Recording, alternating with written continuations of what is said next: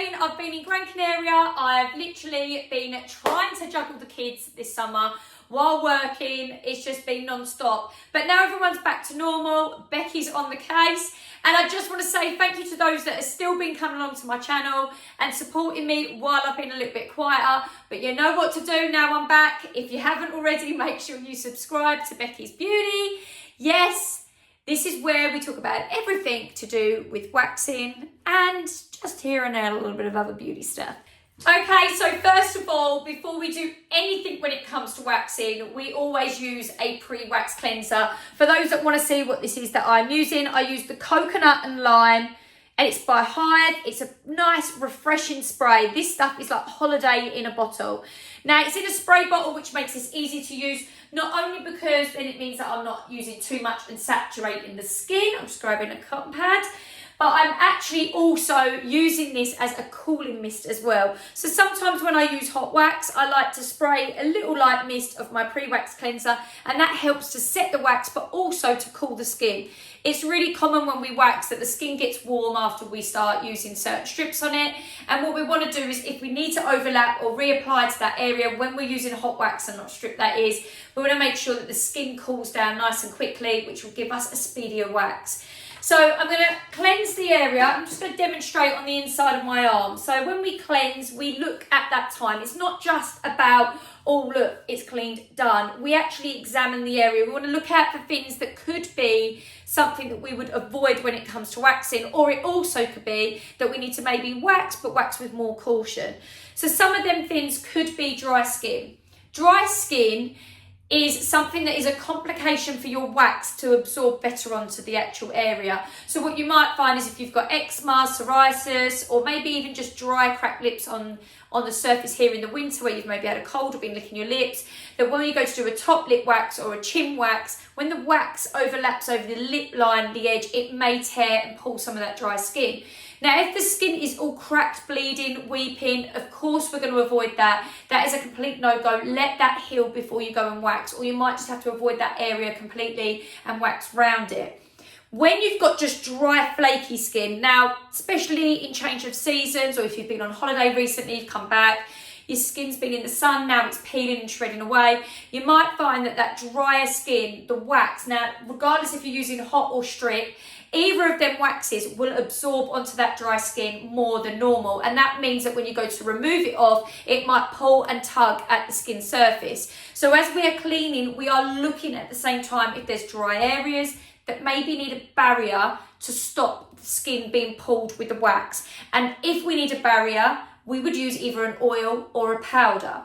So first of all, when I mentioned oil, we're going to go over the where we would use the oil or the reasons we would use the oil. This is a pre and after wax oil that I use. Again, just going to show you which one it is. It's also the coconut and lime by Hive. I love it. Like I said, holiday in a bottle. And this stuff is really greasy. Some oils that absorb better aren't as greasy, and you might have to use quite a bit to get away any sticky residue. Where this, you need a little bit and it goes a long way, which means it's a nicer wax to use. A nicer oil, to use when you've got a wax that's a bit more stickier and you want to remove the residue off. Now, 1 to 2 drops, this would be perfect in a scenario where the skin is dry. So dry cracked lips, like mentioned earlier, you'd use maybe 1 drop of oil on the lip surface, then carry on with the wax, and that will protect the lips. Dry knees, 1 to 2 drops of oil just on the knee area, so the strip wax that you're using doesn't get congealed and stuck onto that dry surface of the area, which means you can put your strip over the top and it will remove the hair but protect the skin without the wax getting really overstuck to it. Other things like eczema patches, psoriasis and stuff like that, if the skin's not broken, you could use 1 to 2 drops to protect that area as well. Now, when you use too much oil, which I'm going to demonstrate now, this is why I'm saying 1 to 2 drops, because now if I was to put too much oil onto the surface of the skin, you can see there's an oil texture there. It's all greasy and shiny. Now this would be the same outcome whether you were using hot wax or strip wax. It would just glide.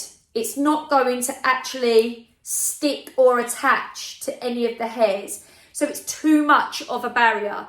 And this is when we want to make sure that we use the right amount to protect the skin, yet still let the wax actually get onto the surface and grip onto them hairs so that it can be pulled out from the root. As I mentioned, it's a pre and after wax oil. That means that after I finished my wax, I always like to add lots of oil onto the surface. Now, you don't have to be sparse then. 1 to 2 drops isn't needed. You can put as much oil as you need onto the skin surface. For some people, they may find the oil is quite thick on their skin after, especially on the face if there's someone that's a bit more acne prone and you find that they get little spots in the corners of their lip or around by the brows.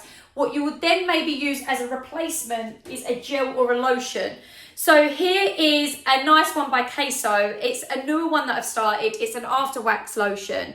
I really like this one. It's got a lovely smell to it. It's a nice and soothing lotion to go on, but it's a lot more lighter on the skin, which means it hasn't got that oily residue to it, but it does absorb really well into the skin. It's a bit lighter for somebody that is more acne prone or has just got very sensitive skin. Talking about prepping the skin and barriers, I mentioned before, not only is oil as a barrier, but also is powder. Now, in old videos that I've mentioned many times before, I said about using a talc. We now use talc-free products. There is a little bit of a grey area on the talc situation. Some people say that talc is dangerous. Others have said there's not enough hard evidence that it is. Regardless of what you believe or what you know, I would avoid the talc products and go for a talc-free based product. It's honestly, doesn't have to be anything expensive, doesn't have to be any medical grade powder. Just a baby powder. This is just a Boots baby one. Look, it's an old one here. The label's already peeling off. It's a maize starch powder. So it works very similar to talc, but it's just safer to use. Powder is perfect for them sweatier areas. So just like I demonstrated with the oil where it glides and slides, sweat does exactly the same thing. So when you've got too much moisture on the skin, whether that's oil or sweat or water or any form of liquid, what you'll find is the wax won't go and stick on the skin and it will slide like it did earlier as I demonstrated. With this, bear in mind, we're going to then use the powder then to actually absorb some of that moisture. So your underarms and your bikini area, this is kind of an area where I would use this. If you're a gentleman that's having a wax, and for guys, they sweat a lot when we wax and their backs may be super hairy and they find it a little bit uncomfortable, you might find the skin becomes a lot more clammier as we start waxing. You may find that just putting some powder on beforehand will stop this and will help to ease any of that sweat that they get on the skin surface. Now, when I say add powder, I literally mean you are going to dust a bit of powder to the surface like this, and you're going to rub it in so it has that matte texture to it. What you don't want to do is put too much on, add your wax, and it becomes a paste. So whatever you do, you cleanse first, then you put on your powder and rub it in. So it's absorbed all of that sweat, any moisture that's in the hair, it's going to absorb that so the wax will stick on better. Underarms give a beautiful finish with this, but it is a barrier to that skin and protects it too. So now that I put the powder on, you'll see that now when I go to put my wax on, it just pushed right into that skin, clings onto where it needs to, but it's protecting anything underneath while absorbing any sweat or moisture that's on the skin surface. Once it's set, like I said, you can use your pre-wax cleanser, if I can get my words out, light mist over the top, and that will cool and set the wax nice and quick and easy for you so you're ready to use.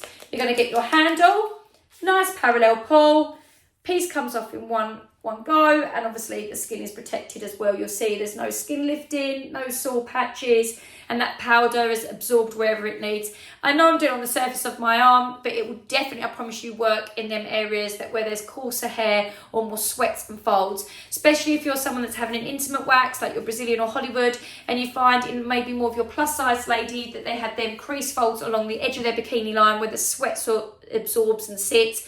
That's where you want to stretch, cleanse, and put your powder to make sure it grips onto every single hair.